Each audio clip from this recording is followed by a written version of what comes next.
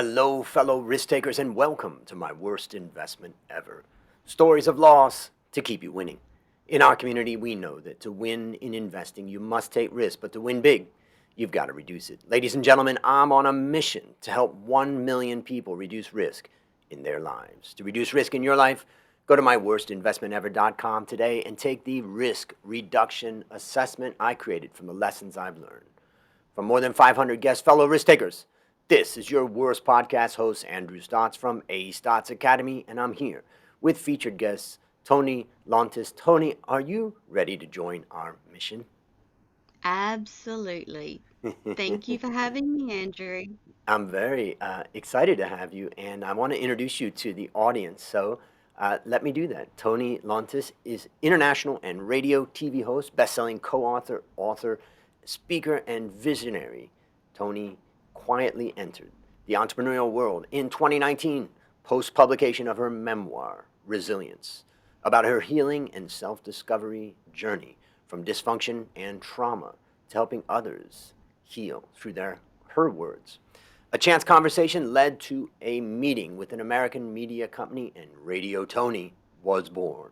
Toni now has multiple live streaming TV shows and series co-hosted business shows on different platforms based in the US and broadcasting to the world. 2022 sees her launching Every Woman's Networks, which is sort of a Netflix for women, a global TV network led by women for women everywhere. Toni, take a minute and fill in. Tell us a little bit about the value that you bring to the world. Oh, Andrew, thank you so much. That's a great question to start the day. It took me a long time to discover if I even had any value to the world. That took me into my late 40s and early 50s to discover that indeed everyone has a unique part to play in the world. Everyone has a uniqueness that no one can replicate. And it took me a long time to realize that. Mm. And it's interesting because let's think about the young listeners out there. There are a lot of young people out there that really, it's one thing to be maybe told by people around you that you don't have value to bring to the world. It's another one to be surrounded by people who bring a lot of value and you think, oh my God, I'm not like them. It's really hard when you're young, and you don't have the Yeah. experience, you don't have the knowledge. It's interesting, like from your own perspective, what advice would you give for a young person right now who maybe feels like they just don't know what value they bring right now? Andrew, I think that if we could teach young people that number one, they are unique. Number two, they come to the world with their own visions, mission, dreams, and it doesn't have to be huge and monumental. It doesn't have to be changing the lives of a million people.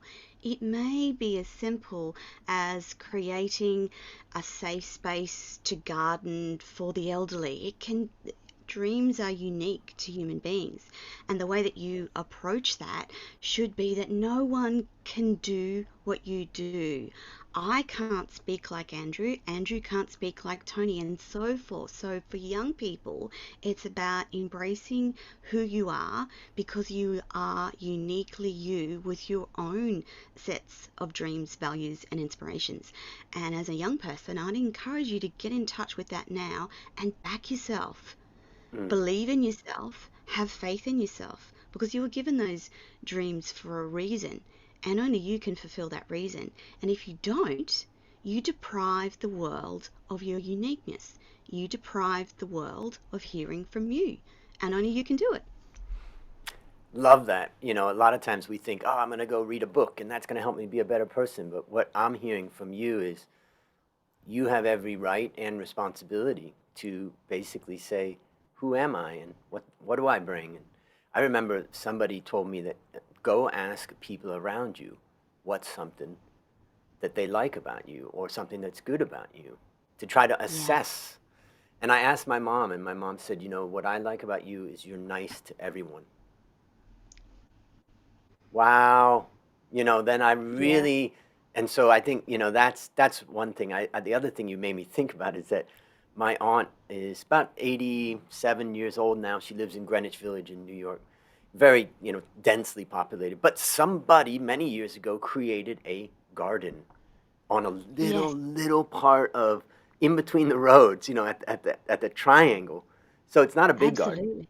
But you know what? Mm, That she's part of the neighborhood team that weeds the garden, plants the plants. And so, as you say, start small. Small is definitely. good. Beautiful. Definitely.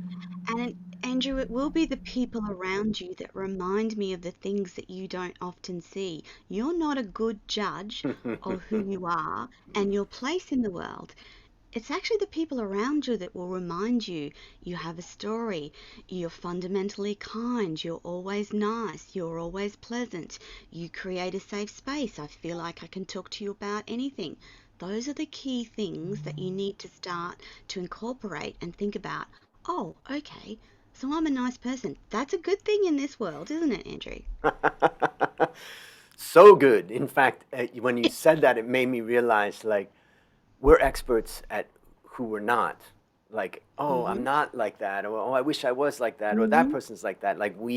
That's what we often internalize. And I think, becoming an expert of what we are is what I'm taking Yes. away from talking with you. Inspiring, Yeah. very Thank you. inspiring. Well, let's go to the time, your worst investment ever. And since no one goes into their worst investment thinking it will be, tell us a bit about the circumstances leading up to it. Then tell us your unique story. Oh, thank you, Andrew. Andrew and I were chatting before the show, and I asked permission to flip the worst investment into something a little bit different. From my perspective, my story goes back into birth almost. I was born with a preauricular sinus, which is a congenital facial defect. The problem with them is that they cause all sorts of infections, usually requiring surgery. And with mine, unfortunately, after the third life surgery, I was left with left sided facial palsy. So, in my younger life, I couldn't smile, I couldn't eat properly, I couldn't close my mouth properly, I dribbled, typical stroke symptoms, and I carried that through until much later in life. And so for me, the worst investment was in myself. It Mm, took me until my 50s to discover who I was, what uniquely Tony had to offer the world, and I never invested in myself, my growth, my learning, or my healing until midlife. I don't want young people listening to the podcast today to think that you can't start investing in yourself from the get go. So, if you're a teenager or a young person listening, I want you to start investing in yourself. And that means finding out who you are, mm, finding out your personality, finding out if you need some to work through some trauma and get some healing happening in your life, because that's the worst investment for you if you don't invest in yourself early. Don't leave it to midlife like I did, because you've not wasted all that time, but you could have started so much earlier. mm. Andrew, so I absolutely believe that that is my worst investment, was not investing and believing in myself in my 20s when I Right. probably had the opportunity. What do Mm. you think? Yeah, that's. I'm curious about the lessons that you've learned from that, but I just also want to go back to in my own perspective. There's just so many things in our head when we're young that come from Oh, all the yes. pressures and comparing ourselves to other people. And I was Mm, very kind of shy. I was timid.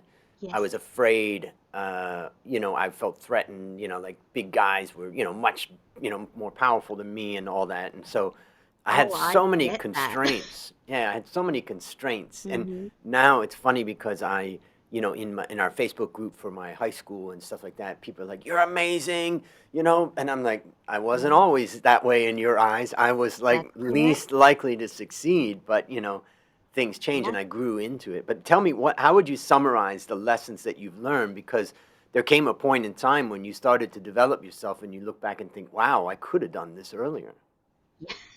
Absolutely. It really comes back to that fundamental belief Mm, from early life about not being good enough. And so one of the key learnings that I had to relearn was around self-love and learning to support myself in terms of my own emotional needs, in terms of believing in myself, and in terms of the fact that you can do and create anything that you set your mind to. And it doesn't matter when that happens, but gosh, if you learn it in your 20s, if you learn that you are an amazing creative being within your own right, you can do amazing, phenomenal, and immense things across your life. And so, one of the key learnings for me was about self respect, self love, and self development. And the second was around fear. Fear is only a thought, it's not an actual thing, it's not a real mm, thing, it's just a feeling. And it only becomes something if you allow it to. So, going back to when I first started streaming live on radio out of the US, I spent the first 6 months physically sick before I got behind the microphone. But I kept doing it and kept doing it because something at the back of my head said, you need to be doing this. And so I just kept doing it and kept doing it until I started to believe, okay, this is all right. I can do this. It's about feeling that fear and going, thank you, lizard brain. Thank you for the protection you offer me. But I'm going to do this and I'm going to do it my way. And eventually your brain gets on board with that and goes, oh, okay, scared, scared, scared. Oh no, Tony's got it. Right, relax, off you go. yeah. Because fear is just a thought in our minds. It only takes root if we allow it to. And that was another one of the key lessons for me, Andrew. Yeah, and I think one of the maybe there's a few things I take away. One of the things I'm just thinking about is that you are telling us to overcome fear through action, Hmm. Yes. and that's And it where doesn't have to be big action either, yep, Andrew. yep, yep. Just little consistent action will get you on the other side of that. And don't think that you're the only one that's scared or fearful. Every human on the planet is wired into a primitive brain that sole purpose is to stop you from getting hurt. Yep. That's its sole purpose. But it doesn't know reality from fiction. It's a primitive brain. It's a Yeah. primitive thought, and Mm. its only job is to protect you. So start saying, "Thank you, primitive brain.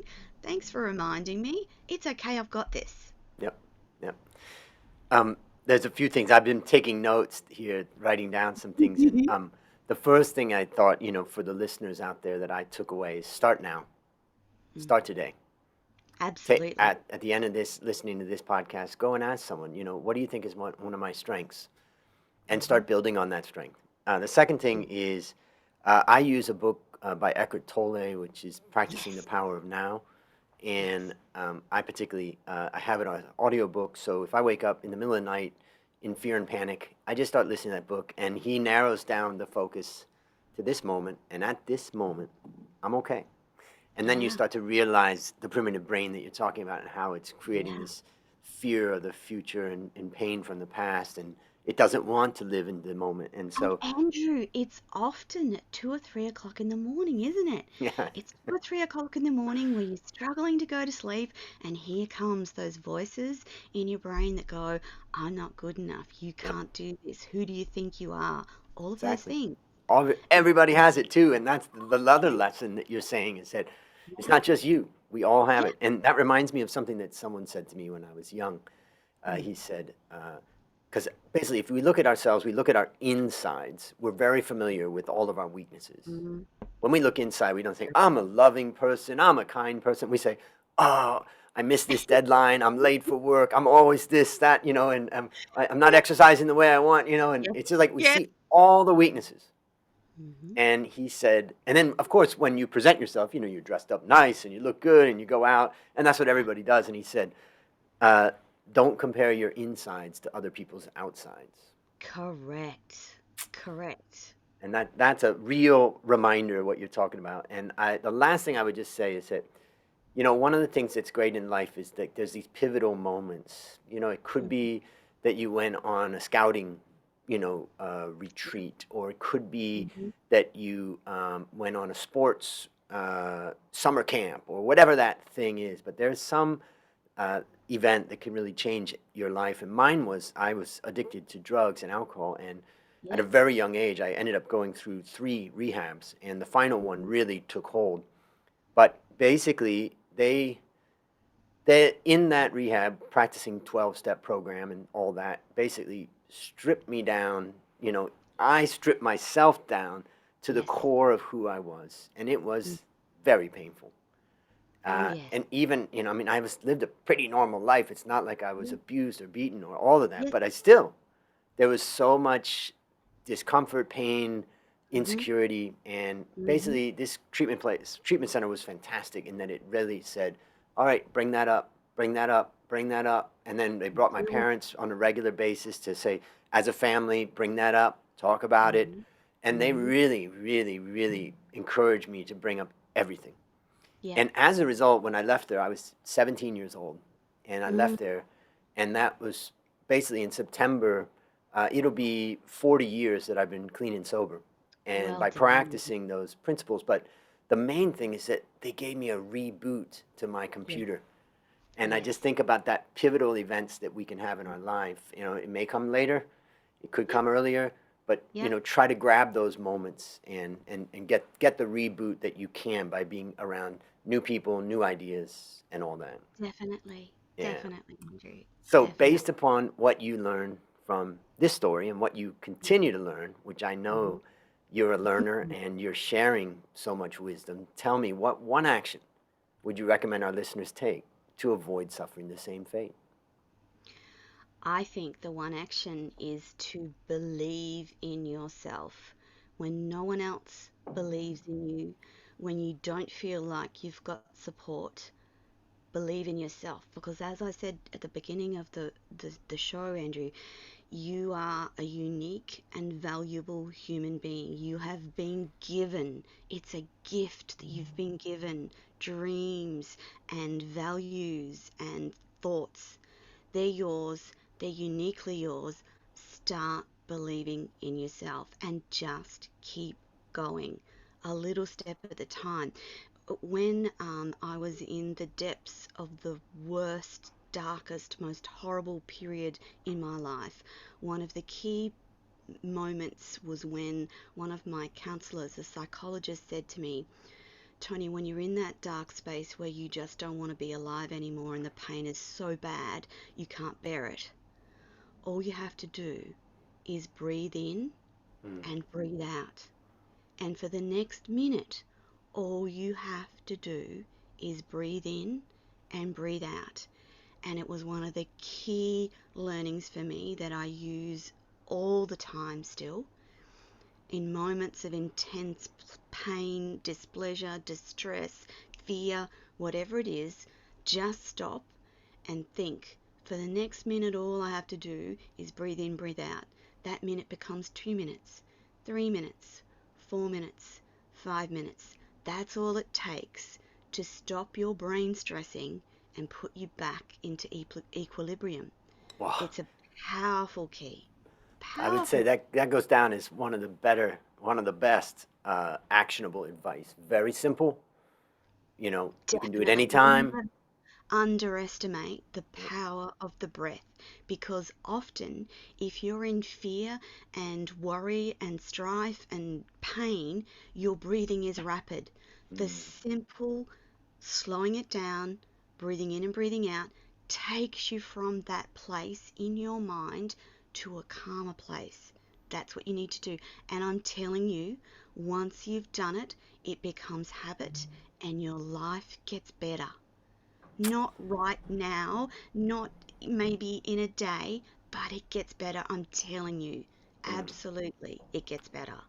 Great actionable advice. Now, let me ask you another question. What's a resource that you'd recommend to our listeners, one of your own or whatever's, something that's Thanks, valuable. Andrew.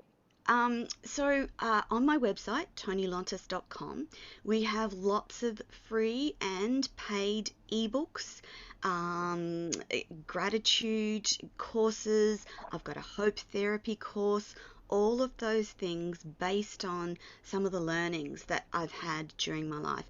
Also, you've got access to my books. You can connect with me. You can sign up to the newsletter. So we do weekly newsletters that tells you about what's happening in our world and what my guests are coming on the shows to talk about. And under tonilontis.com, type in freebies and you will find lots of gifts and lots of things that will help you on the way. Things like gratitude and hope.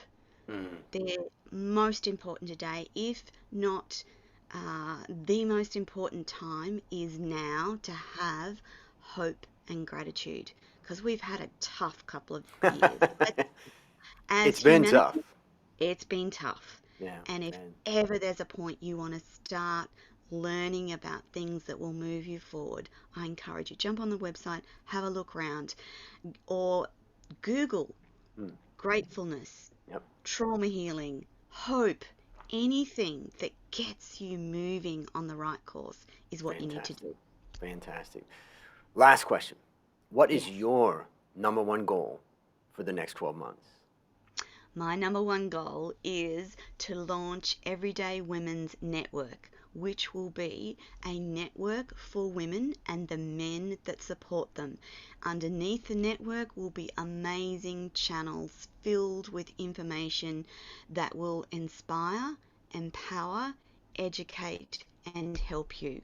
And everydaywomen'snetwork.tv is the website for the network, and there you'll find loads of information. I'm always open to questions. We're looking actively for channel partners and content partners to go onto the network so we have some of the best content across the world. So that's my number one goal in the short term, and the number two goal would be to have 25,000 subscribers by the end of 2022 on the network. So there you go, Fantastic. big plans for 2022. That's exciting. And we'll have links to all that in the show notes. All right, listeners, there you have it. Another story of loss to keep you winning. If you haven't yet taken the risk reduction assessment, I challenge you to go to myworstinvestmentever.com right now and start building wealth the easy way by reducing risk. As we conclude, Toni, I really want to thank you for coming on the show and joining our mission. And on behalf of A Stotz Academy, I hereby award you alumni status for turning your worst investment ever into your best teaching moment. Do you have any parting words for the audience? Andrew, thank you so much for allowing me the privilege of talking to your audience today. It's been a lovely session and I'm very grateful. We appreciate it. And that's a wrap on another great story to help us create, grow, and protect our wealth and our health. Fellow risk takers, this is your worst podcast host, Andrew Stotz, saying thank you for joining our mission, and I'll see you on the upside.